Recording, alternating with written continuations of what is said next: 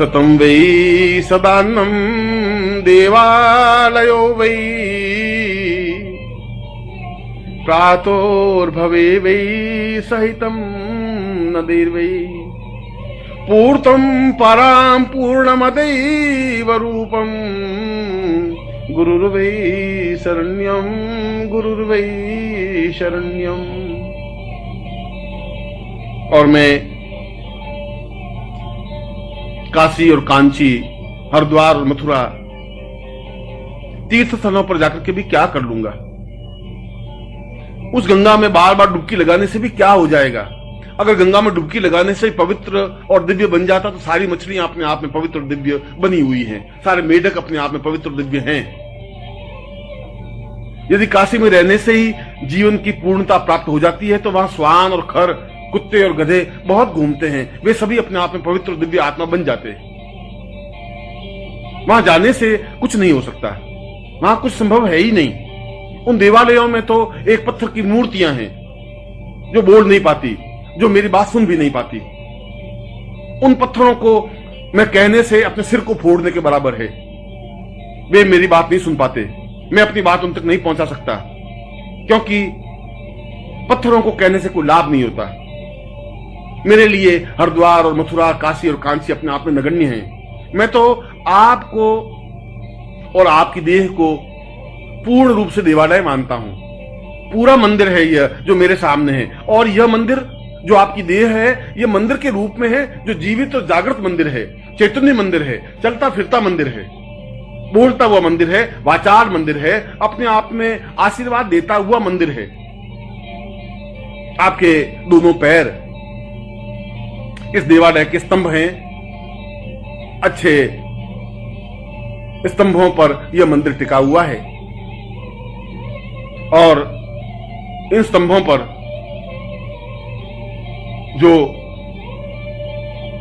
मूर्ति स्थापित है आपके प्राणों की, आपके हृदय की, आपकी चेतना की, वह आपका हृदय स्थल अपने आप में गर्भगृह है।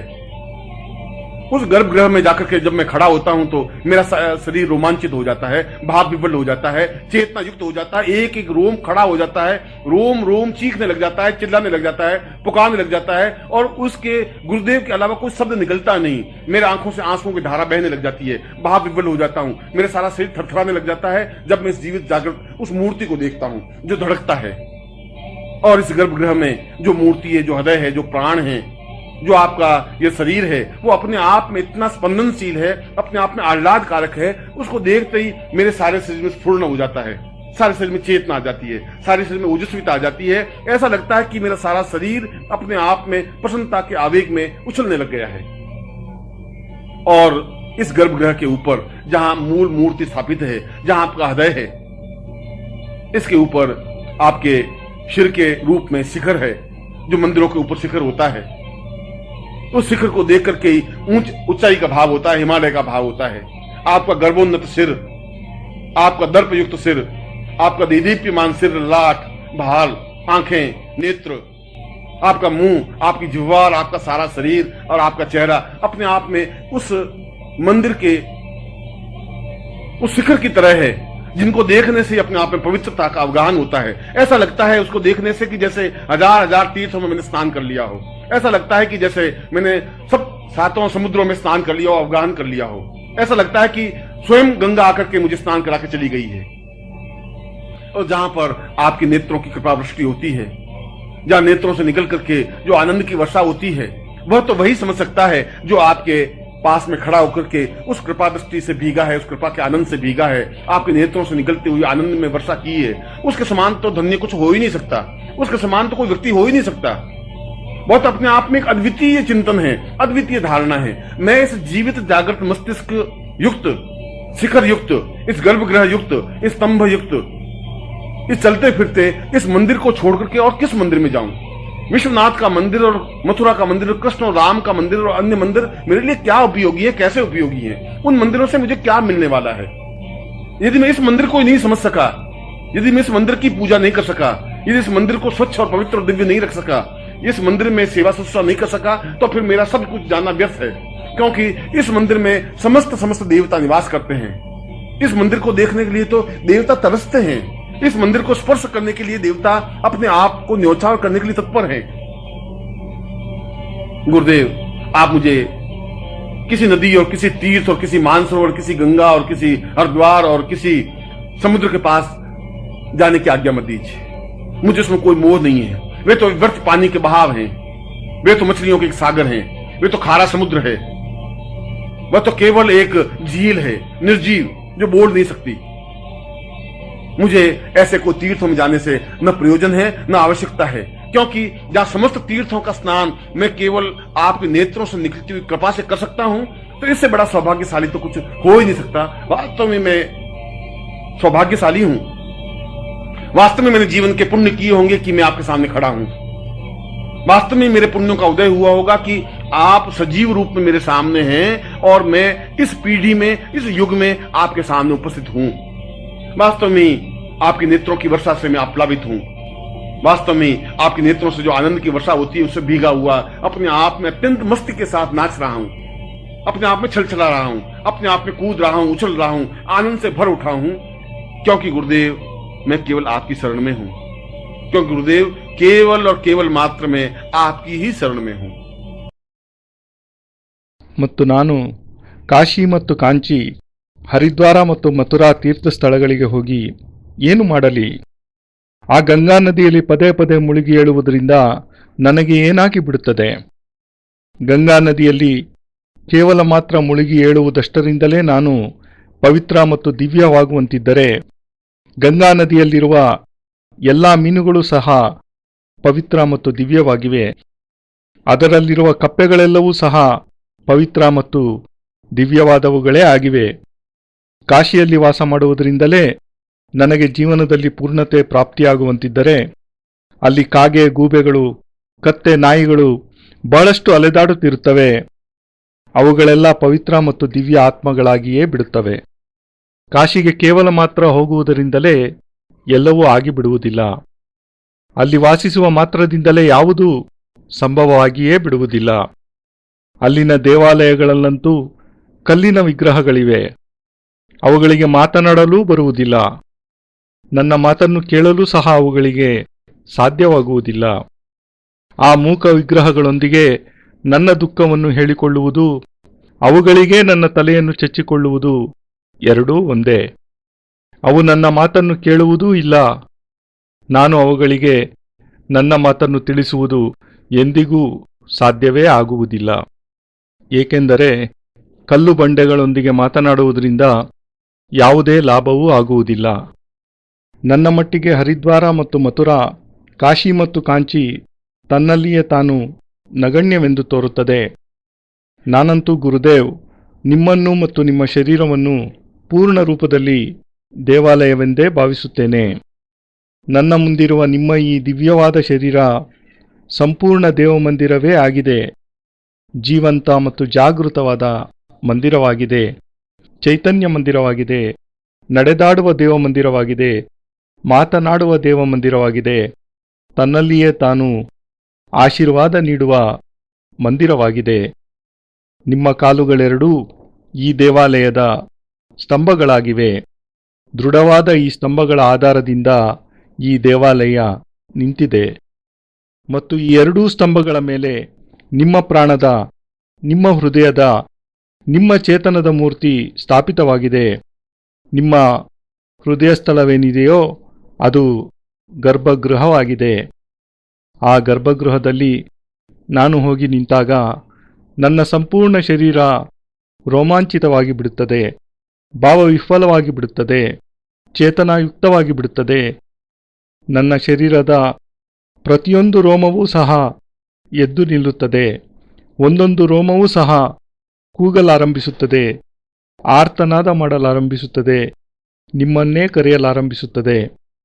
ಮತ್ತು ಆ ಪ್ರತಿಯೊಂದು ರೋಮಗಳಿಂದಲೂ ಗುರುದೇವ್ ಗುರುದೇವ್ ಎನ್ನುವ ಶಬ್ದವನ್ನುಳಿದು ಬೇರೇನೂ ಹೊರಬರುವುದೇ ಇಲ್ಲ. ನನ್ನ ಕಣ್ಣುಗಳೆರಡರಿಂದಲೂ ಅಶ್ರುಧಾರೆ ಹರಿಯಲಾರಂಭಿಸುತ್ತದೆ. ಭಾವವಿಹ್ವಲನಾಗಿ ಬಿಡುತ್ತೇನೆ. ಯಾವಾಗ ನಾನು ನಿಮ್ಮ ಜೀವಂತವಾದ, ಜಾಗೃತವಾದ, ಚೈತನ್ಯವಾದ ಶರೀರದ ದಿವ್ಯ ಮೂರ್ತಿಯನ್ನು ದರ್ಶನ ಮಾಡುತ್ತೇನೆಯೋ, ನನ್ನ ಸಂಪೂರ್ಣ ಶರೀರ ಭಾವೋದ್ವೇಗಕ್ಕೊಳಗಾಗಿ ತರತರನೆ ನಡುಗಲಾರಂಭಿಸುತ್ತದೆ. ಮತ್ತು ಈ ಗರ್ಭಗೃಹದಲ್ಲಿ ಯಾವ ಮೂರ್ತಿ ಇದೆಯೋ, ಯಾವ ಹೃದಯವಿದೆಯೋ, ಯಾವ ಪ್ರಾಣವಿದೆಯೋ, ಯಾವುದು ನಿಮ್ಮದೇ ಆದ ಶರೀರವಾಗಿದೆಯೋ ಅದು ತನ್ನಲ್ಲಿಯೇ ತಾನು ಅದೆಷ್ಟು ಸ್ಪಂದನಶೀಲವಾಗಿದೆ ಎಂದರೆ, ತನ್ನಲ್ಲಿಯೇ ತಾನು ಅದೆಷ್ಟು ಆಹ್ಲಾದಕಾರಕವಾಗಿದೆ ಎಂದರೆ, ಅದನ್ನು ನೋಡಿದ ಮಾತ್ರದಿಂದಲೇ ನನ್ನ ಸಂಪೂರ್ಣ ಶರೀರ ಪುಲಕಿತವಾಗಿ ಬಿಡುತ್ತದೆ. ನನ್ನ ಸಂಪೂರ್ಣ ಶರೀರದಲ್ಲಿ ಚೇತನವು ಮೂಡಿದಂತಾಗುತ್ತದೆ. ಸಂಪೂರ್ಣ ಶರೀರ ಓಜಸ್ಸಿನಿಂದ ತುಂಬಿ ತುಳುಕುತ್ತದೆ. ಹೇಗೆನಿಸುತ್ತದೆ ಎಂದರೆ, ನನ್ನ ಸಂಪೂರ್ಣ ಶರೀರ ಪ್ರಸನ್ನತೆಯ ಆವೇಗದಿಂದ ಮೇಲೆ ಎಗರೆಗರಿ ಬೀಳುತ್ತಿದೆಯೇನೋ ಎಂದೆನಿಸುತ್ತದೆ. ಮತ್ತು ಈ ಗರ್ಭಗೃಹದ ಮೇಲೆ ಎಲ್ಲಿ ಮೂಲಮೂರ್ತಿಯು ಸ್ಥಾಪಿತವಾಗಿದೆಯೋ, ಎಲ್ಲಿ ನಿಮ್ಮ ಹೃದಯವಿರುವುದೋ ಅದರ ಮೇಲೆ ನಿಮ್ಮ ಶಿರಸ್ಸಿನ ರೂಪದಲ್ಲಿ ಒಂದು ಶಿಖರವಿದೆ.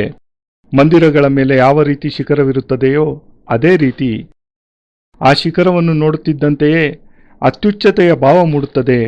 ಪರ್ವತರಾಜ ಪರಮ ಪವಿತ್ರವಾದ ಹಿಮಾಲಯವನ್ನೇ ನೋಡಿದ ಭಾವ ಉಂಟಾಗುತ್ತದೆ. ನಿಮ್ಮ ಗರ್ವೋನ್ನತ ಶಿರಸ್ಸು, ನಿಮ್ಮ ದರ್ಪಯುಕ್ತವಾದ ಶಿರಸ್ಸು, ನಿಮ್ಮ ದೇದೀಪ್ಯಮಾನವಾದ ಶಿರಸ್ಸು, ಲಲಾಟ, ತಲೆಕೂದಲು, ಕಣ್ಣುಗಳು, ನೇತ್ರಗಳು, ನಿಮ್ಮ ಬಾಯಿ, ನಿಮ್ಮ ನಾಲಿಗೆ ಮತ್ತು ನಿಮ್ಮ ಸಂಪೂರ್ಣ ಶರೀರ ಮತ್ತು ನಿಮ್ಮ ಮುಖಮಂಡಲ ತನ್ನಲ್ಲಿಯೇ ತಾನು ಮಂದಿರದ ಆ ಶಿಖರದಂತೆ ಭಾಸವಾಗುತ್ತದೆ. ಅದನ್ನು ಒಮ್ಮೆ ನೋಡುವುದರ ಮಾತ್ರದಿಂದಲೇ ತನ್ನಲ್ಲಿಯೇ ತಾನು ಪವಿತ್ರತೆಯ ಅವಗಾಹನೆಯಾಗುತ್ತದೆ. ಅದನ್ನು ಒಮ್ಮೆ ನೋಡುವುದರಿಂದ ಹೇಗೆನಿಸುತ್ತದೆ ಎಂದರೆ, ಸಾವಿರಾರು ತೀರ್ಥಸ್ಥಳಗಳಲ್ಲಿ ನಾನು ಪುಣ್ಯಸ್ನಾನ ಮಾಡಿದಂತೆ. ಹೇಗನಿಸುತ್ತದೆ ಎಂದರೆ, ನಾನು ಸಮಸ್ತ ಸಪ್ತ ಸಮುದ್ರಗಳಲ್ಲಿಯೂ ಸ್ನಾನ ಮಾಡಿದಂತೆ, ಅವಗಾಹನೆ ಮಾಡಿದಂತೆ. ಹೇಗನಿಸುತ್ತದೆ ಎಂದರೆ, ಸ್ವಯಂ ಗಂಗಾ ನದಿಯೇ ತಾನಾಗಿ ನನ್ನಲ್ಲಿ ಬಂದು ನನಗೆ ಪವಿತ್ರ ಸ್ನಾನ ಮಾಡಿಸಿ ಹೊರಟು ಹೋದಂತೆ. ಮತ್ತು ಎಲ್ಲಿ ನಿಮ್ಮ ದಿವ್ಯ ನೇತ್ರಗಳ ಕೃಪಾವೃಷ್ಟಿಯಾಗುತ್ತದೆಯೋ, ಎಲ್ಲಿ ನಿಮ್ಮ ಕಣ್ಣುಗಳಿಂದ ಹೊರಬಂದ ಆನಂದದ ಅಶ್ರುಧಾರೆಯಾಗುತ್ತದೆಯೋ, ಅದನ್ನು ಯಾರು ನಿಮ್ಮ ಅತಿ ಸನಿಹದಲ್ಲಿ ನಿಂತು ಆ ಕೃಪಾದೃಷ್ಟಿಯ ಪುಣ್ಯಸ್ನಾನದಿಂದ ಪುನೀತನಾಗಿದ್ದಾನೆಯೋ, ಆ ಕೃಪಾದೃಷ್ಟಿಗೆ ಪಾತ್ರನಾದುದರ ಪರಮಾನಂದದಲ್ಲಿ ಮಿಂದಿರುವನೋ, ನಿಮ್ಮ ಕಣ್ಣುಗಳಿಂದ ಹೊರಹೊಮ್ಮುತ್ತಿರುವ ಆನಂದಾಶ್ರುಗಳಲ್ಲಿ ಮಿಂದಿರುವನೋ, ಅವನು ಮಾತ್ರವೇ ಅರ್ಥ ಮಾಡಿಕೊಳ್ಳಬಲ್ಲ. ಅವನಿಗೆ ಸರಿಸಾಟಿಯಾಗಿ ಧನ್ಯರಾದವರು ಯಾರೂ ಸಹ ಇರುವುದೇ ಇಲ್ಲ. ಯಾವುದು ಸಹ ಇರುವುದು ಸಾಧ್ಯವೇ ಇಲ್ಲ. ಅದು ತನ್ನಲ್ಲಿಯೇ ತಾನು ಅದ್ವಿತೀಯ ಚಿಂತನೆಯಾಗಿದೆ, ಅದ್ವಿತೀಯ ಧಾರಣೆಯಾಗಿದೆ. ನಾನು ಇಂತಹ ಜೀವಂತ ಜಾಗೃತವಾದ ಶಿರಸ್ಸನ್ನುಳ್ಳ, ಶಿಖರವುಳ್ಳ, ಗರ್ಭಗೃಹವನ್ನುಳ್ಳ, ಸ್ತಂಭಯುಕ್ತವಾದ, ನಡೆದಾಡುತ್ತಿರುವ ದೇವಮಂದಿರವಾದ ನಿಮ್ಮನ್ನು ಬಿಟ್ಟು ಗುರುದೇವ್ ಬೇರಾವ ಮಂದಿರಕ್ಕೆ ನಾನು ಹೋಗಲಿ? ಕಾಶಿ ವಿಶ್ವನಾಥನ ಮಂದಿರ, ಮಥುರೆಯಲ್ಲಿರುವ ಮಂದಿರ, ಕೃಷ್ಣ ಮತ್ತು ರಾಮರ ಮಂದಿರಗಳು ಮತ್ತು ಅನ್ಯ ದೇವತಾ ಮಂದಿರಗಳು ನನಗೆ ಏನು ತಾನೇ ನೀಡಬಲ್ಲವು? ಹೇಗೆ ತಾನೇ ಉಪಯುಕ್ತವಾಗಬಲ್ಲವು? ಆ ಮಂದಿರಗಳಿಂದ ನನಗೆ ಏನು ತಾನೇ ಪ್ರಾಪ್ತಿಯಾಗಬಲ್ಲದು? ನಾನು ನಿಮ್ಮ ಪವಿತ್ರತಮ ಶರೀರ ದೇಗುಲವನ್ನೇ ಅರ್ಥ ಮಾಡಿಕೊಳ್ಳದಿದ್ದರೆ, ಈ ದಿವ್ಯ ದೇವಾಲಯವನ್ನೇ ಪೂಜಿಸದಿದ್ದರೆ, ಈ ದೇವಾಲಯವನ್ನು ಸ್ವಚ್ಛ, ಪವಿತ್ರ ಮತ್ತು ದಿವ್ಯವಾಗಿರುವಂತೆ ಜೋಪಾನ ಮಾಡದಿದ್ದರೆ, ಈ ದೇವಾಲಯಕ್ಕೆ ನನ್ನ ಪೂಜೆ, ಪುನಸ್ಕಾರ, ಸೇವೆಗಳನ್ನು ಸಲ್ಲಿಸದಿದ್ದರೆ ನನ್ನ ಸಂಪೂರ್ಣ ಜೀವನ ವ್ಯರ್ಥವಾದಂತೆಯೇ. ಏಕೆಂದರೆ ಈ ಒಂದು ಮಂದಿರದಲ್ಲಿ ಮಾತ್ರವೇ ಸಮಸ್ತ ದೇವತಾ ಸಮೂಹವೇ ನಿವಾಸ ಮಾಡುತ್ತದೆ. ಈ ಮಂದಿರವನ್ನು ಕಾಣುವುದಕ್ಕಾಗಿ ದೇವತೆಗಳೂ ಸಹ ವ್ಯಾಕುಲರಾಗಿರುತ್ತಾರೆ. ಈ ಮಂದಿರವನ್ನು ಸ್ಪರ್ಶಿಸುವುದಕ್ಕಾಗಿ ದೇವತೆಗಳು ತಮ್ಮನ್ನೇ ತಾವು ಸಂಪೂರ್ಣವಾಗಿ ಸಮರ್ಪಿಸಿಕೊಳ್ಳುವುದಕ್ಕೂ ಸಹ ಸಿದ್ಧರಾಗಿರುತ್ತಾರೆ. ಗುರುದೇವ್, ನೀವು ನನಗೆ ಯಾವುದೇ ನದಿ ಮತ್ತು ಯಾವುದೇ ತೀರ್ಥ, ಯಾವುದೇ ಮಾನಸ ಸರೋವರ ಮತ್ತು ಯಾವುದೇ ಗಂಗೆ, ಯಾವುದೇ ಹರಿದ್ವಾರ ಮತ್ತು ಯಾವುದೇ ಸಮುದ್ರದ ಬಳಿ ಹೋಗಲು ದಯವಿಟ್ಟು ಆಜ್ಞೆ ನೀಡಬೇಡಿ. ನನಗೆ ಇದಾವುದರಲ್ಲಿಯೂ ಈಗ ಯಾವುದೇ ಮೋಹ ಉಳಿದಿಲ್ಲ. ಇವೆಲ್ಲ ವ್ಯರ್ಥವಾಗಿ ಹರಿಯುತ್ತಿರುವ ಜಲಧಾರೆಗಳು, ಮೀನುಗಳಿಂದ ತುಂಬಿರುವ ಜಲರಾಶಿಗಳು, ಇವೆಲ್ಲವೂ ಮಲಿನವಾದ ಕಪ್ಪು ಸಮುದ್ರಗಳು, ಇವೆಲ್ಲ ಕೇವಲ ಮಾತ್ರ ಸರೋವರಗಳು, ನಿರ್ಜೀವವಾದವು. ಮಾತನಾಡಲು ಅಶಕ್ತವಾದವು. ನನಗೆ ಇಂತಹ ತೀರ್ಥ ಸ್ಥಳಗಳಿಗೆ ಹೋಗುವುದರಿಂದ ಯಾವುದೇ ಪ್ರಯೋಜನವೂ ಇಲ್ಲ ಮತ್ತು ನನಗೆ ಇವುಗಳ ಅವಶ್ಯಕತೆಯೂ ಇಲ್ಲ. ಏಕೆಂದರೆ ಸಮಸ್ತ ತೀರ್ಥಗಳ ಪುಣ್ಯಸ್ನಾನವನ್ನು ನಾನು ಕೇವಲ ಮಾತ್ರ ನಿಮ್ಮ ಕಣ್ಣುಗಳಿಂದ ನಿರಂತರವಾಗಿ ಪ್ರವಹಿಸುತ್ತಿರುವ ಕೃಪಾವೃಷ್ಟಿಯಿಂದಲೇ ಮಾಡಬಲ್ಲೆನಾದ್ದರಿಂದ ನನ್ನಂತಹ ಸೌಭಾಗ್ಯಶಾಲಿ ಬೇರಾರೂ ಇರಲು ಸಾಧ್ಯವೇ ಇಲ್ಲ. ವಾಸ್ತವದಲ್ಲಿ ನಾನು ಸೌಭಾಗ್ಯಶಾಲಿಯಾಗಿದ್ದೇನೆ. ವಾಸ್ತವವಾಗಿ ನಾನು ಜೀವನದಲ್ಲಿ ಪುಣ್ಯ ಮಾಡಿರುವುದರಿಂದಲೇ ನಾನು ನಿಮ್ಮ ಮುಂದೆ ನಿಂತಿದ್ದೇನೆ. ವಾಸ್ತವವಾಗಿ ನನ್ನ ಜೀವನದ ಪುಣ್ಯೋದಯವಾಗಿರುವುದರಿಂದಲೇ ನೀವು ನನ್ನ ಮುಂದೆ ಸಜೀವ ರೂಪದಲ್ಲಿ ನಿಂತಿದ್ದೀರಿ ಮತ್ತು ನಾನು ಈ ಪೀಳಿಗೆಯಲ್ಲಿ ಈ ಯುಗದಲ್ಲಿ ನಿಮ್ಮ ಮುಂದೆ ಉಪಸ್ಥಿತನಾಗಿದ್ದೇನೆ. ವಾಸ್ತವವಾಗಿಯೇ ನಿಮ್ಮ ಕಣ್ಣುಗಳಿಂದ ನನ್ನೆಡೆ ಪ್ರವಹಿಸುತ್ತಿರುವ ಕರುಣಾರಸಧಾರೆಯಲ್ಲಿ ನಾನು ಮಿಂದು ಪುನೀತನಾಗುತ್ತಿದ್ದೇನೆ.